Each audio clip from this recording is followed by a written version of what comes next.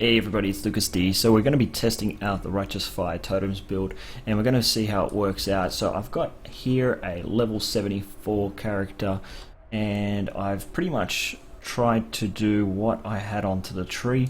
I am using a shield. I didn't go with the Searing Touch. I seem to find the DPS is going quite nicely at the moment, so I didn't really need to upgrade to Searing Touch.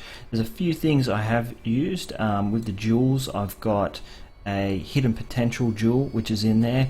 As this build does not require expensive gear, we can use magic items and so forth, which work pretty well. And also we're using the Spire of Stone at the moment, which gives strength nodes in the area, gives our totems more life, so 3% increased totem life per 10 strength. Essentially got about 18% increased totem life at the moment. I can increase that when I go around here and get a couple more totem nodes for more resistances, and not totem nodes, block nodes and shield nodes for more resistances and defenses and chance to block. At the moment that's where it's at with the jewels.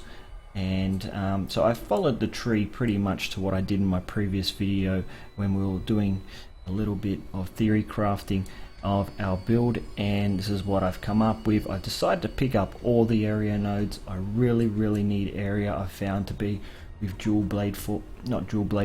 dual Righteous Fire Totems. The reason for that is when we cast the totems, we can't really see in here, so what I'll do is I'll create a map and we'll go into, we'll do a tier 8 map. Let's see if we can get some big monster packs. Cool, so players a Curse of Vulnerability, 2 additional Rogue Exiles. This seems pretty good because we've got extra monster packs in there. And we'll give this a go and see how the totems are. I'll just show you my gear just before we get started, just to show you why I'm using the Hidden Potential jewel. So I'm using, this is basically my weapon at the moment. So it's a magic item. 20% increased elemental damage, so you want to get something with a mod like that on it. And I've got some fire resistances on it. That's all it's going to really do for this build. Got another magic item here, pretty, just 29% fire resistance. I need the resistances and not 10 to attribute. So the other things are, I've got a rare helm and I've got Lion Eyes Remorse.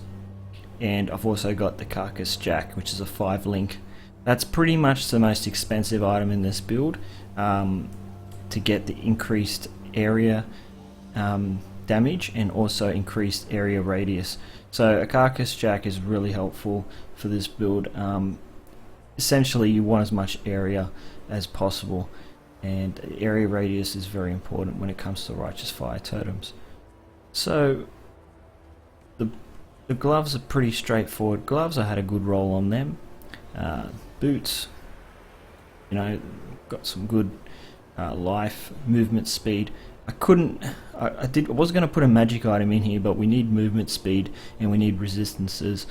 These boots are pretty damn good, so they do a good job there. Of course, Lion Eyes Remorse. At the moment, we're using 4 magic items, so essentially we're still going to be getting about 85% increased damage, which, it's well worth it, Okay, so, auras, okay. With the build we're using Mind Over Matter, so when hit 30% of damage is going to be taken from mana first, so we've got to pretty much make sure we've got enough mana up, but we will be using the Enfeeble Curse just to get that extra little bit of reduced damage on us when the mobs try and hit us. Okay, so totems are up, and that's basically the area we get when we pick up all the area nodes, which is quite handy to have. And as you can see, because when you put your totems up, it's just like a circle, so it's pretty boring, but it's just a circle. It kind of reminds me a little bit of Shockwave totems, how you need to have the mobs near your totems. It's not like Blade 4 totems where the totems will actually cast on the mob. They actually cast Blade 4 on the mobs, which is pretty damn cool. And you know, the problem with righteous fire totems is you've got to constantly keep casting them, because you need to make sure your mobs are in the area. That's why area radius nodes and area radius on items is really important for this build.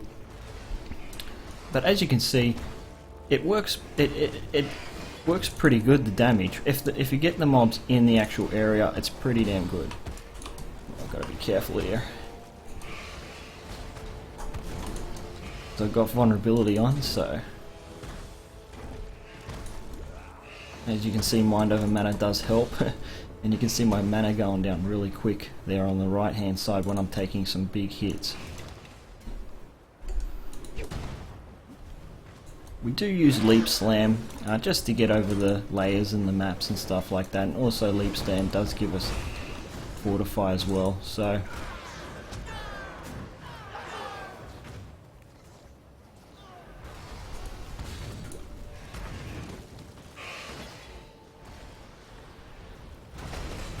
lots of mobs around here, so I gotta be a bit careful. What I'll do is I'll cast my totem around me, let them come to me. Also, Righteous Fire Totems, another thing that I find a little bit annoying is when I cast them, there is a little bit of delay for the Righteous Fire Totems to actually kick in. So as you'll see, I'll cast the totem, and then the totem comes up, and then boom, then it kicks in. So it actually has a couple of seconds delay when casting them. So 1, 2, 1, 2.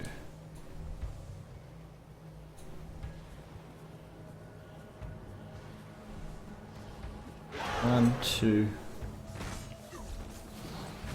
Yeah, about 1-2 seconds for the totem to actually do the righteous fire degen on the mobs.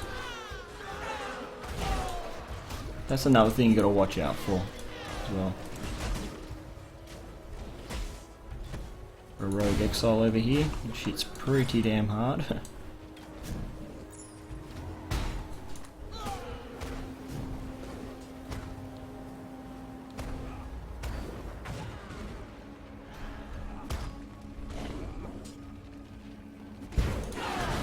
Whoa.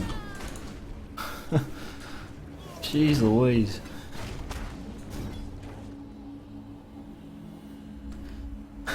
Did not see the soul conduit on him. I should have taken a bit of note on there.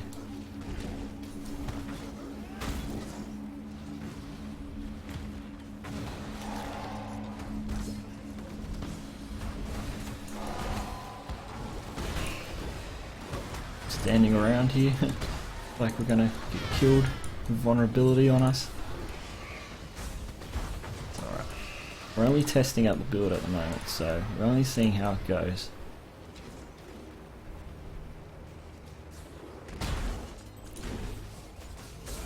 Okay, another thing we've got to look at in the build is curses. So when we cast our totems, we can put our... We've got dual curses, so we can put flammability on as well. We also have elemental weakness, which comes up when we take damage. So cast and damage taken for elemental weakness doesn't really do much if we're not try curses, but at the same time we've just got it there just in case if we want to use it.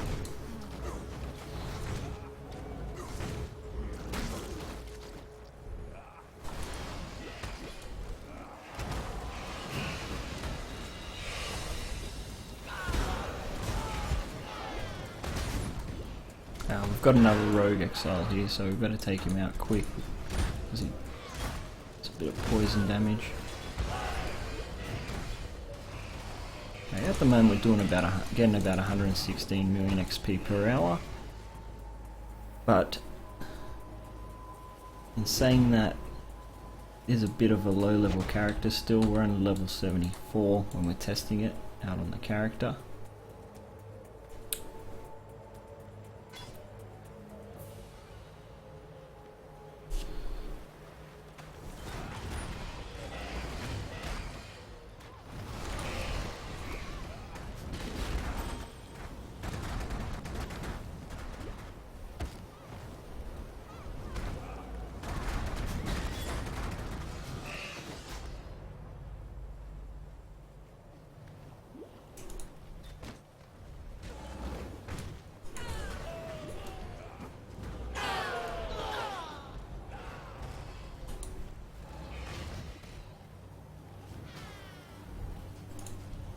yeah, so as you can see, the delay when I'm casting the totems, it's probably one of the things that I find the most annoying about it.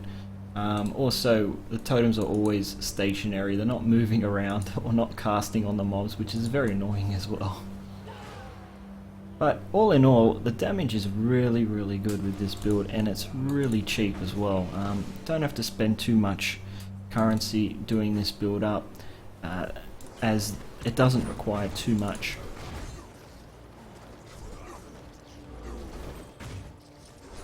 You just got to work on life and resistances basically, and area radius. It's the most important things I think with this build.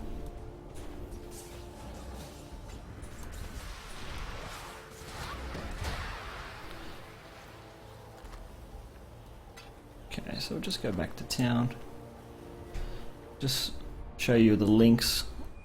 On the links we've got Elemental Focus. You can now buy Elemental Focus if you didn't realize. I don't know if they were allowing you to buy it before. I think it wasn't available as to purchase from the vendors, but you can buy it in Act 2.